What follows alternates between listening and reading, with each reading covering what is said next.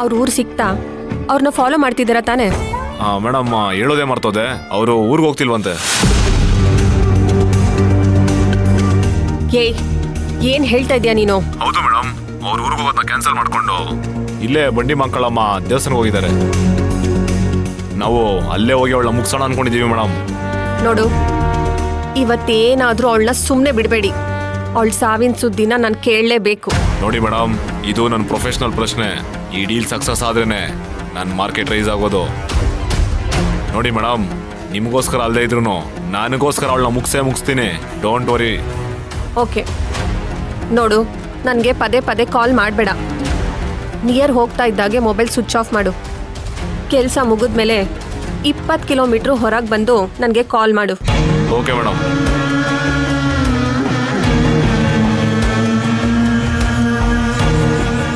ಛೇ, ಊರಿಗೆ ಹೋಗಿದ್ರೆ ಸರಿ ಹೋಗ್ತಿತ್ತು. ಹಾಳಾಗೋಗ್ಲಿ, ಅವಳು ಸತ್ರೆ ಸಾಕು.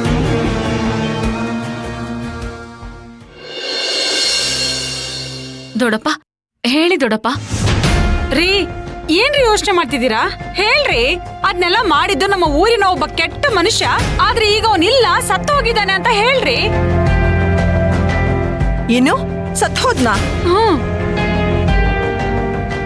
ಇಲ್ಲ ಅಮ್ಮ, ಅವನೇನು ಜೀವಂತವಾಗಿದ್ದಾನೆ.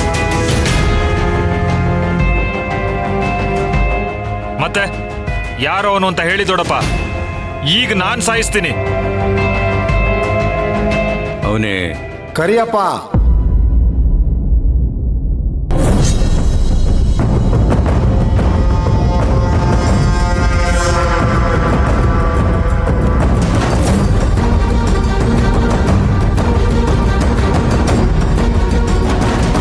ಸ್ವಾಮಿ, ನೀವು ನಾನು ಯಾರು ಏನು ಅಂತ ತಿಳ್ಕೊಳ್ಳೋದಕ್ಕಿಂತ ಮುಂಚೆ ನೀನು ಏನು ಮಾಡಬೇಕು, ಏನು ಮಾಡಬಾರ್ದು ಅನ್ನೋದನ್ನ ತಿಳ್ಕೋಬೇಕು. ನನಗೇನು ಅರ್ಥ ಆಗ್ತಾ ಇಲ್ಲ ಸ್ವಾಮಿ. ನನ್ನ ಜೊತೆ ಬಾ. ಇರಿ ಸ್ವಾಮಿ. ದೊಡ್ಡಪ್ಪ, ಅವನು ಯಾರು ಅಂತ ಹೇಳ್ಬಿಟ್ಟು ಹೋಗಿ.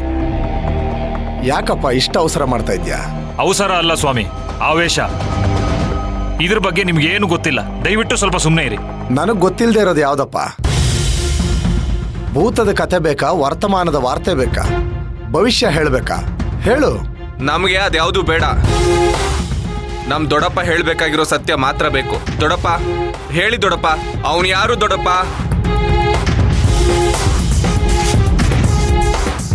ಅವರು ಬೇರೆ ಯಾರು ಅಲ್ಲ, ನಿಮ್ಮ ದೊಡ್ಡಪ್ಪನೇ.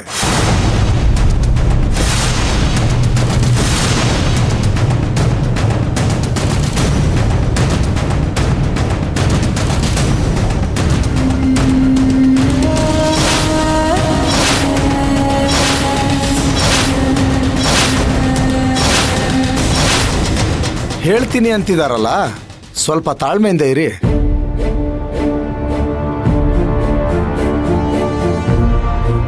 ಕರಿಯಪ್ಪ, ಈಗ ನೀನು ನನ್ನ ಜೊತೆ ಬಾ. ಆಮೇಲೆ ಬಂದು ನಿಮ್ಮ ಮನೆಯವ್ರ ಜೊತೆ ಮಾತಾಡುವಂತೆ. ರಾಧಿಕಾ, ಬರ್ತೀನಿ. ಇದೇನಣ್ಣ ಇದು? ಇವನ್ ಯಾರೋ ಬಂದು ದೊಡ್ಡಪ್ಪನ್ ಕರ್ಕೊಂಡು ಹೋಗ್ಬಿಟ್ಟ. ಏ ಕಲ್ಕಿ, ಸಾಧುಗಳನ್ನೆಲ್ಲ ಆ ರೀತಿ ಏಕವಚನದಲ್ಲಿ ಮಾತಾಡಿಸ್ಬಾರ್ದು ಕಣೋ. ಅವ್ರ ಭಾವನ್ ಕರ್ಕೊಂಡು ಹೋಗಿದ್ದಾರೆ ಅಂತಂದ್ರೆ ಏನೋ ವಿಷಯ ಇರುತ್ತೆ.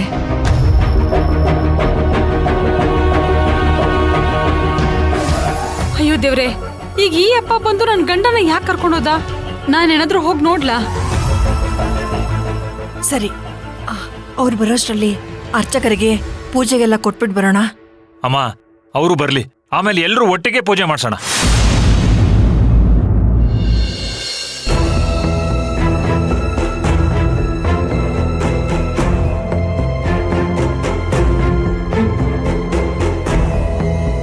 ಸ್ವಾಮಿ, ಯಾಕೆ ನಗು? ನೋಡಿದ್ಯಾ ನೀನು ಮಾಡಿರೋ ಪಾಪಗಳು ನಿನ್ನ ಹೇಗೆ ಕಾಡ್ತಾ ಇದೆ ಅಂತ? ಅಂದ್ರೆ ನಿಮ್ಗೆ? ಹೌದು, ನೀನು ಮಾಡಿರೋ ಎಲ್ಲ ಕೃತ್ಯಗಳು ನನಗೆ ಗೊತ್ತು.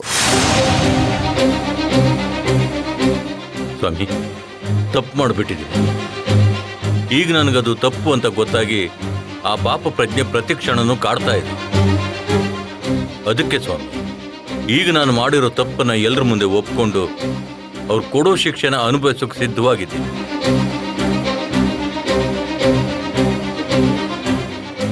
ನೀನೇನೋ ಶಿಕ್ಷೆ ಅನುಭವಿಸಕ್ ಸಿದ್ಧ.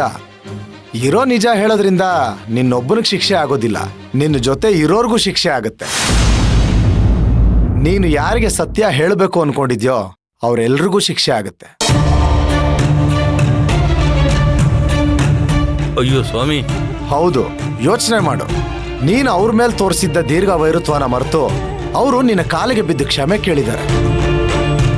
ಈಗ ನಿನ್ನಿಂದ ಅವರು ಬಯಸ್ತಾ ಇರೋದು ಪ್ರೀತಿ, ಮಮತೆ, ಸಂಬಂಧಗಳನ್ನ. ಅದು ಬಿಟ್ರೆ ಬೇರೆ ಏನೂ ಅವ್ರಿಗೆ ಬೇಕಾಗಿಲ್ಲ. ಇಂಥ ಟೈಮಲ್ಲಿ ನೀನು ಮಾಡಿರೋ ಪಾಪನ ಕಳ್ಕೊಳ್ಳೋದಿಕ್ಕೆ ನೀನು ಮಾಡಿರೋ ಪಾಪದ ಕೆಲಸಗಳನ್ನ ಅವ್ರ ಹತ್ರ ಹೇಳಿದ್ರೆ ಅವರು ನಿನ್ನ ಪ್ರೀತಿನ ಬಯಸ್ತಾರ? ಅವ್ರಿರ್ಲಿ, ನಾನು ಮಾಡಿರೋ ಪಾಪದ ಹೊರೆನ ಕಡಿಮೆ ಮಾಡ್ಕೋಬೇಕು ಅಂತ ಇನ್ಮೇಲೆ ಆ ಕುಟುಂಬದ ಕಣ್ಣಾಗಿರ್ಬೇಕು ಅನ್ಕೊಂಡಿದ್ಯಲ್ಲ, ಅದು ಆಗತ್ತಾ? ಸಾಧ್ಯನೇ ಇಲ್ಲ. ಹೇಳು, ಅವರು ನಿನಗೆ ಬೇಕಾ ಬೇಡವಾ? ಬೇಕು ಸ್ವಾಮಿ. ನಾನು ಮಾಡಿರೋ ಪಾಪಕ್ಕೆ ಪ್ರಾಯಶ್ಚಿತ್ತ ಮಾಡ್ಕೋಬೇಕು ಅಂದ್ರೆ ನಾನು ಅವ್ರ ಸೇವೆ ಮಾಡಬೇಕು. ಹಾಗಾದರೆ ನನ್ನ ಮಾತು ಕೇಳು. ನೀನು ಯಾವ ಸತ್ಯನ ಅವ್ರಿಗೆ ಹೇಳಬೇಕು ಅನ್ಕೊಂಡಿದ್ಯೋ ಅದನ್ನ ಹೇಳಬೇಡ.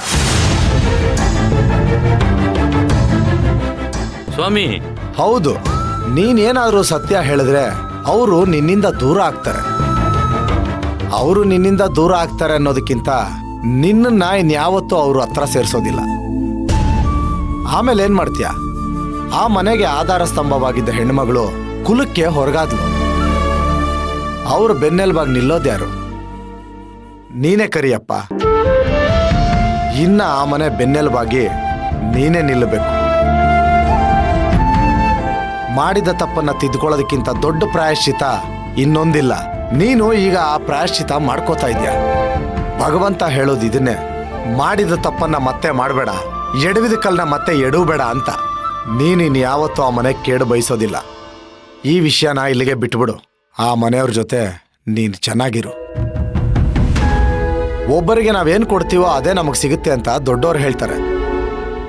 ಅದರಂತೆ ನೀನು ಒಬ್ರ ಮನೆ ಕೆಟ್ಟದ್ ಮಾಡಿದಿಕ್ಕೆ ನಿನ್ನ ಮನೆಗೆಲ್ಲ ಕೆಟ್ಟದ್ದೇ ಆಯ್ತು. ನಿಜ ತಾನೇ?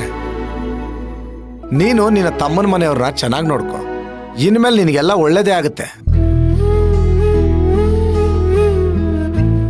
ನನ್ನ ಕಣ್ಣಿಗೆ ನೀವು ಕಾವಿ ಹಾಕಿರೋ ಸಾಧು ತರ ಕಾಣ್ತಾ ಇಲ್ಲ, ದೇವ್ರ ತರ ಕಾಣ್ತಾ ಇದ್ದೀರ. ಸಾಧು ದರ್ಶನಂ ಸರ್ವ ಪಾಪ ನಾಶನಂ ಅಂತಾರೆ.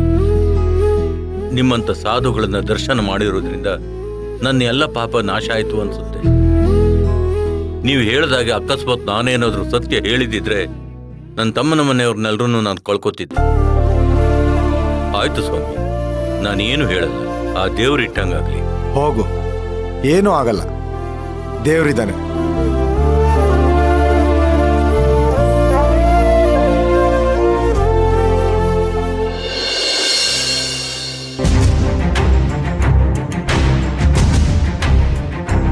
ನೋಡಪ್ಪ, ಯಾರ ಸ್ವಾಮೀಜಿ? ನನಗೆ ಗೊತ್ತಿಲ್ಲ ಕಣ. ದೊಡ್ಡಪ್ಪ, ಏನ್ ಹೀಗ್ ಹೇಳ್ತಿದ್ದೀರಾ? ನಮ್ಮಪ್ಪನ ಈ ಆಪಾದನೆಗೆ ಯಾರ್ ಕಾರಣ ಅಂತ ಹೇಳಿ. ಅದು ಯಾರ್ ಕಾರಣ ಅಂದ್ರೆ